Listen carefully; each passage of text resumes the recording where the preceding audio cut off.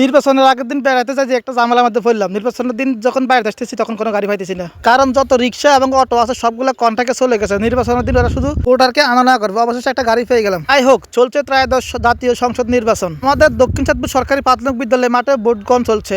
এখানে দক্ষিণ চাঁদপুর, নারায়ণপুর, গাজীরপাড় এবং পলকটে 4 গ্রামের ভোট সংগ্রহ করা হচ্ছে। এখানে ভোট গ্রহণের পরিবেশটা ছিল শান্তশিষ্ট, আসলে অনেক ভালো লাগলো। 4 গ্রামের মানুষ দেখে অনেকদিন পরে অনেকের সাথে দেখা হয়েছে, দেখা হয়ে খুব ভালো লাগলো। এখানে যতগুলো প্রার্থী আছে, ধানের শীষ, দাঁড়িপাল্লা ও চেয়ার, মনে জল্পনা চলতেছে শুধু দাঁড়িপাল্লা এবং ধানের শীষ, এই দুই প্রতীকের মধ্যে আমাদের কেন্দ্রে যেখানে একটা আসবে ইনশাল্লাহ। সারাদিন এই কেন্দ্রে কোনো ঘটনা না ঘটলো, মাঝে মাঝে 2-1টি ঘটনা ঘটেছে, এটা পুলিশের সমাধান করেছে। আর এখানে অনেকগুলো অস্থায়ী দোকানপাট বসেছে, দেখে অনেক ভালো লাগলো। অনেকদিন পরে গ্রামীণ পরিবেশে এখানে এসে অনেক ভালো লাগলো। দুই পক্ষের লোক দেখে খুব ভালো লাগতেছে।